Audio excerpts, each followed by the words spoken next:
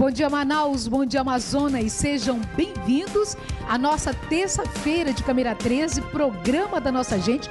Já deu para ver aí, né? Hoje tem saúde aqui no nosso programa, tem o nosso Alô Doutor, como acontece todas as terças-feiras, e a gente vai conversar sobre um assunto que interessa muito você que está em casa, todos nós, na verdade, que é a osteoporose. E aí eu já estava aqui antes do programa conversando com o Dr. Sidney, que já está conosco em nossos estúdios, falando sobre isso, né? Se essa é uma doença que está relacionada ou não à terceira idade. Dr. Sidney, tudo bom? Muito bem-vindo. Bom dia e a satisfação estarmos aqui. E nesse mês das mulheres, nós vamos falar dessa doença que acomete muito mais mulheres do que homens, e a gente tem que começar a prevenção o mais rápido possível. Agora, doutor Sidney, já a gente começa o Alô Doutor, mas já para a gente se antecipar aqui, a osteoporose é uma demonstração de que os nossos ossos não estão tão saudáveis, é isso? A osteoporose é bem isso, é um osso frágil, é um processo, o nosso osso ele tem um processo constante de desmineralização e de mineralização, então ele está sempre se formando para manter o arcabouço muscular e aguentar a nossa estrutura física. Em um determinado ponto da vida, a pessoa perde mais mineralização, mais cálcio, principalmente quando tem deficiência de vitamina D ou deficiência de alguma doença que diminui o cálcio, ou quando ela sofre alguma alteração em que a mulher perde a ação dos hormônios femininos. Então esse osso, ele não fica com aquela carapaça rígida, então ele fica como se fosse perfurado, até o nome que a gente fala, osteoporose, seria pequenos poros, pequenos furos nesse osso, tem uma tendência maior a quebrar. Ok, então já a gente começa e continua esse bate-papo que vai ser muito importante para a sua saúde, para a sua família. Lembrando que jovens também podem ter esses problemas nos ossos, viu, gente? Eu estava até questionando isso agora há pouco com o Dr. Sidney.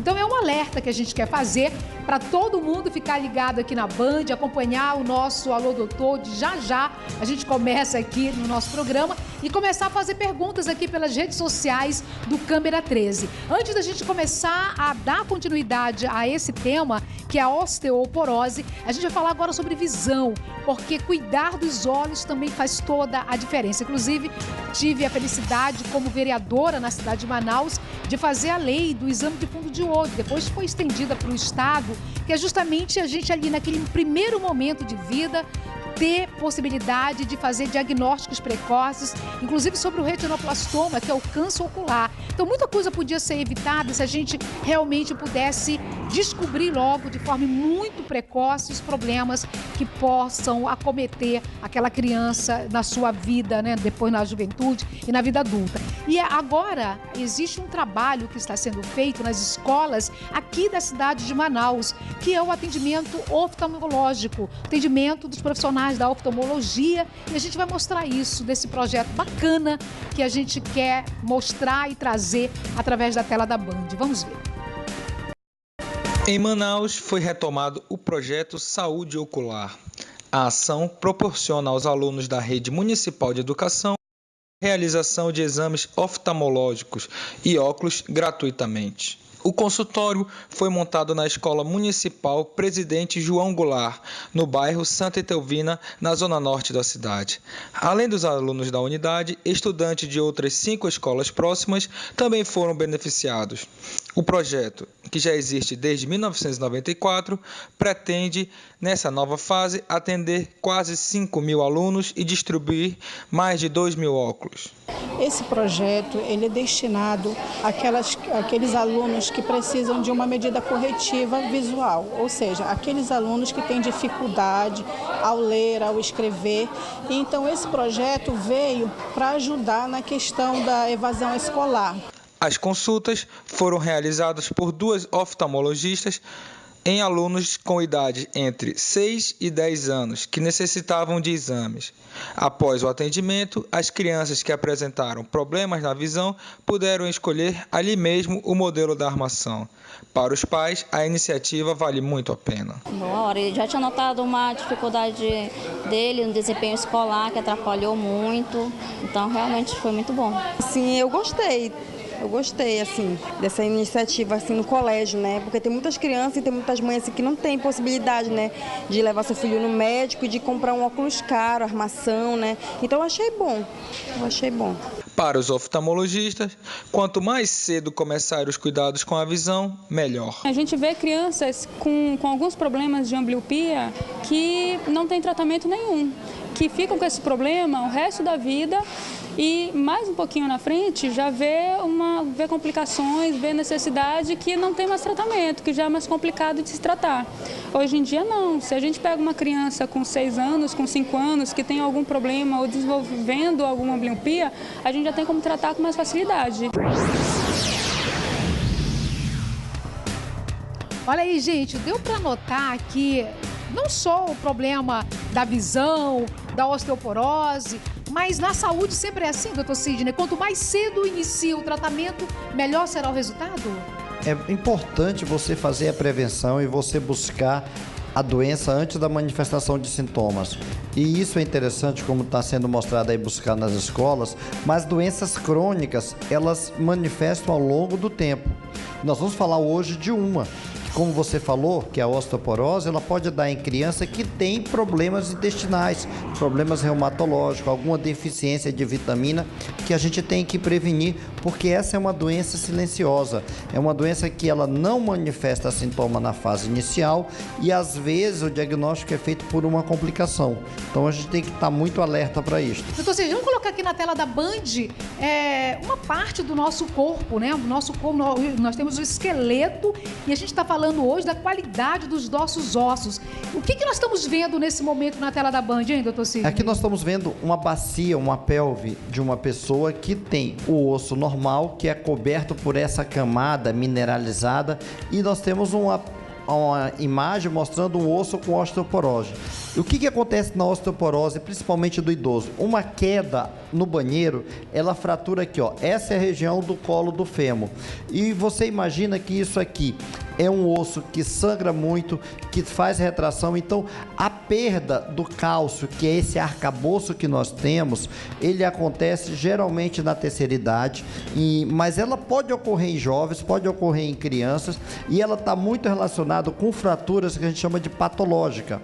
A pessoa vai andando e ela tropeça, que é uma coisa normal para qualquer um de nós, e cai. Por isso que nós temos que tomar muito cuidado com os nossos idosos, nós temos que fazer proteção de banheiro, colocar piso antiderrapante, colocar situações para evitar essas situações de queda, porque a pessoa idosa, por si só, ela tem uma alteração nessa calcificação, e nós temos no mundo, a cada 3 segundos, uma pessoa sofrendo de fratura óssea em decorrência de osteoporose. Inclusive, então é coisa muito mais comum do que a gente imagina. Doutor Sidney, tem dados aqui do Ministério da Saúde. Olha só, gente, é muito no que o doutor Sidney está falando. No Brasil, 1 milhão de fraturas osteoporóticas acontece a cada ano. Dados do Ministério da Saúde. Esse número de fraturas é altíssimo ou não, doutor Sidney? E é uma das causas de maior mortalidade em idosos. Então, o idoso, quando tem essas fraturas, ele geralmente tem complicações graves, como pneumonia ou até embolia. Então, nós temos que ter muito cuidado, porque desse 1 milhão, a gente pode dizer que 20% ou 15% tem risco de morte nessa fratura e nessa internação. Então, é importante fazer a prevenção, fazer dieta correta, fazer atividade física e procurar sempre fazer uma avaliação através de exames específicos que nós temos como fazer hoje, que é chamado densitometria óssea, e faz parte hoje do escopo de exames de pessoas acima dos 40, 45 anos. A mulher, quando faz uma avaliação, ela tem que fazer esse exame para ver a quantidade de osso e calcificação que ela apresenta. Doutor Sidney, por favor, pode sentar. Doutor Sidney, antes de ir para o intervalo, quero só deixar uma pergunta. É verdade que 15% das mulheres acima dos 50 anos e 25% dos homens, 5% dos homens, na verdade o percentual de mulheres é maior, terão, na verdade, osteoporose? Então, já só responde, que a gente vai fazer o intervalo comercial e volta já. Olha, manda sua pergunta aí para as redes sociais do nosso programa.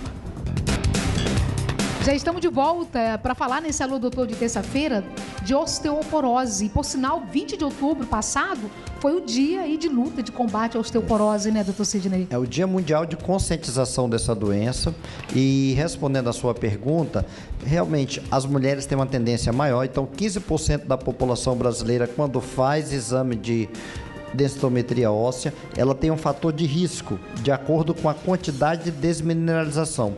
E existem algumas doenças que predispõem a isto, como alguns problemas de tireoide, alguns tipos de cânceres, e das doenças reumatológicas em crianças, elas têm dificuldade de absorção do cálcio e de deficiência de vitamina D. Por isso que hoje nós estamos estimulando não só as pessoas tomarem sol, como ingerir leite desde criança. Isso que eu já ia perguntar, quem não gosta de tomar leite? Pois é, tem que buscar alguma alternativa em que você consiga ingerir suprir o cálcio. Essa falta. O ovo, o nosso ovo do dia a dia, ele é rico em cálcio, então a gente tem muitas coisas que a gente fazer e muitas medicações para tentar suprir, mas é importante uma dieta.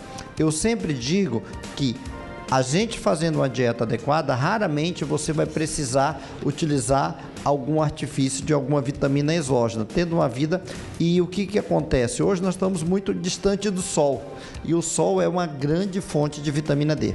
Ok, doutor Sidney, a gente já vai às ruas, mas já está aqui, já tenho várias perguntas para lhe fazer, e uma delas é justamente a questão dos jovens, porque a gente imagina que a osteoporose está sempre associada ao envelhecimento, mas ela pode chegar mais cedo que se imagina ou não? Sim, nós podemos ter até 5% dos portadores de osteoporose são pessoas jovens, e tem algumas doenças chamadas como fibrose cística, que são doenças que levam à não absorção da vitamina D ingerida, não a absorção da vitamina D que nós utilizamos do sol, uma dificuldade de ação do cálcio, e também as pessoas que têm o hábito não têm o hábito de ingerir leite quando criança. Por isso que o leite, ele é um alimento fundamental nas crianças, e a gente tem que estimular isso, principalmente aquelas pessoas que fazem atividade física, porque na fase inicial, repito, a osteoporose, ela é totalmente assintomática.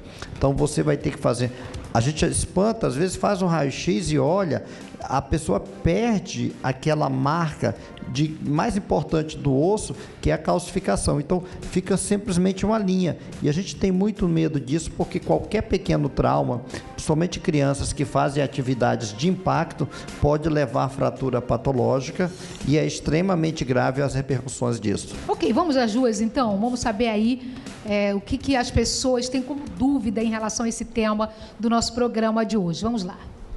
Doutor, a partir de que idade devemos nos preocupar com a osteoporose? Olha, a idade assim, a partir dos 50 anos ou 60 anos, que a osteoporose dá na terceira idade, geralmente é a partir dos 60 anos. Mas a partir dos 50 anos tem que assinar uma luzinha de alerta em relação ao raio-x e fazer a densitometria óssea. Após os 60 anos, é obrigatório fazer a dosagem desse cálcio e ver também as repercussões no organismo. Então, o fator de risco é a idade acima dos 60 anos em pessoas que têm uma vida relativamente saudável. Doutor Sidney, quem tem a osteoporose pode fazer atividade física? Sob supervisão.